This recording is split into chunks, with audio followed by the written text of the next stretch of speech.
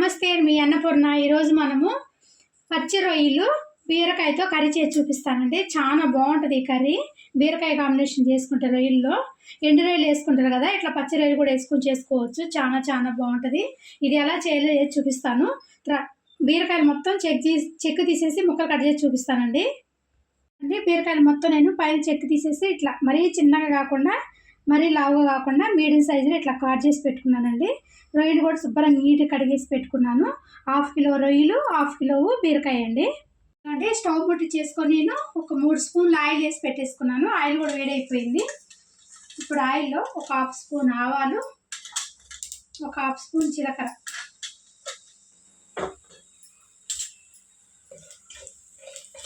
ఆవాలు జీలకర్ర చిట్టుపట్లాడింది కదా, ఇప్పుడు ఒక 2 రెబ్బలు కరివేపాకు,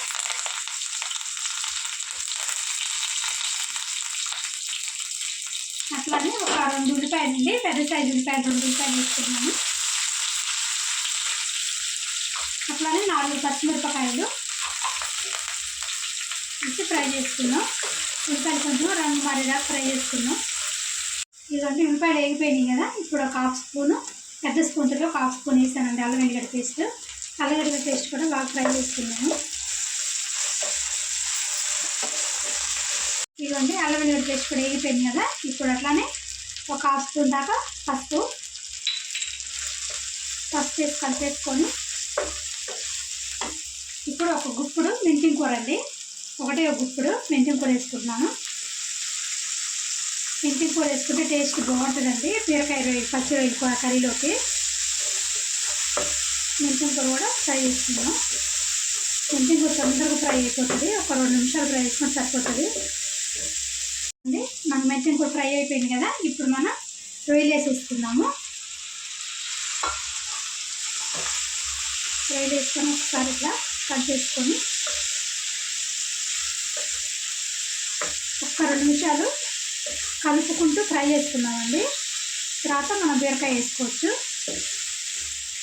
రొయ్యలు వేసిన తర్వాత 2 నిమిషాలు కలుపుకుంటూ ఫ్రై చేశానండి. లైట్గా ఆయిల్ వాటర్ ఉన్నాయండి. ఈ టైంలో మనం బీరకాయ వేసేసుకోవాలి, అప్పుడు మనకు బీరకాయ కూడా మంచిగా మగ్గిపోతుంది.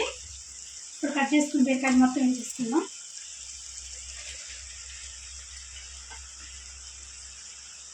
బీరకాయలతో పాటు టమాటా కూడా వేసేస్తున్నానండి. టమాటా కూడా మంచిగా ఉడుకుతుంది.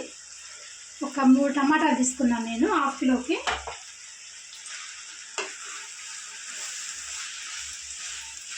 ఒకసారి మన బీరకాయ టమాటా వేసుకున్న తర్వాత సాల్ట్ వేసేసుకోవాలి.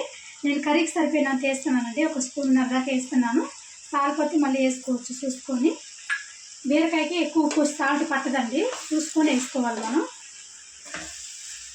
కలిపేసేసుకొని మంట సిమ్లో పెట్టుకొని మూత పెట్టేసుకోవాలండి, మంచిగా మగ్గిపోతుంది. ఒకసారి ఇట్లా కలుపుకున్నాం కదా, ఇప్పుడు నేను మూత పెట్టేసి సిమ్లో పెట్టేస్తాను. చూసుకున్నామండి, ఒకసారి చూసారు కదా మంచిగా దగ్గరికి ఉడికిపోయింది. బీరకాయ ఉడికిపోయింది, టమాటా ఇది ఉడికిపోయింది, మన రొయ్యలు కూడా బాగా ఉడికిపోయినాయి. ఇప్పుడు మనం కారం వేసేసుకుందాము. నేనైతే ఒక 2 స్పూన్లు కారం వేసుకుంటున్నాను. కొంచెం నాన్ వెజ్ కూరలో కారం ఎక్కువ ఉంటేనే బాగుంటుంది టేస్ట్.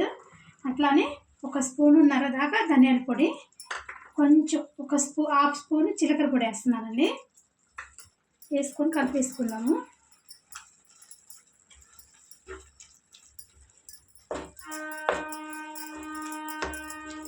మనం కారం ధనియాల పొడి జీలకర్ర పొడి వేసుకున్నాం కదా, ఇప్పుడు ఒక టీ గ్లాస్ వాటర్, అంటే ఎక్కువ వద్దు, ఒక చిన్న టీ గ్లాస్ వాటర్ పోసుకున్నాము.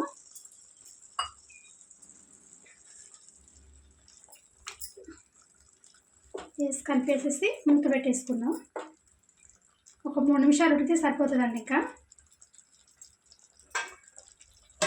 చూసుకుందామండి. చూసారు కదా కర్రీ అయిపోయినట్టే, ఆయిల్ మొత్తం పైకి వచ్చేసింది.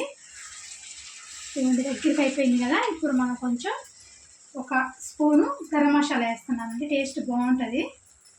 అట్లనే కొంచెం కొత్తిమీర వేసేసుకుందాము. కలిపేసేసుకొని గ్యాస్ బంద్ చేసుకుందామండి.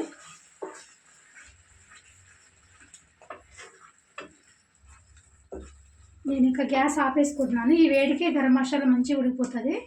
ఎక్కువ ఉడికినా కూడా గరం మసాలా దాని టేస్ట్ ఉండదండి. ఇప్పుడు ఆపేసేస్తున్నాను నేను. అయిపోయిందండి పచ్చి రొయ్యలు బీరకాయ కర్రీ అండి, చాలా బాగుంటుంది టేస్ట్. రైస్లో కూడా చపాతీ కూడా చాలా బాగుంటుందండి. మీకు నచ్చితే మొత్తం ట్రై చేయండి. లైక్ చేయండి, సబ్స్క్రైబ్ అవ్వచ్చు ఛానల్. ఇలాంటి మన రెసిపీస్ కోసం గంట సింబల్ నొక్కడం మర్చిపోకండి. బాయ్.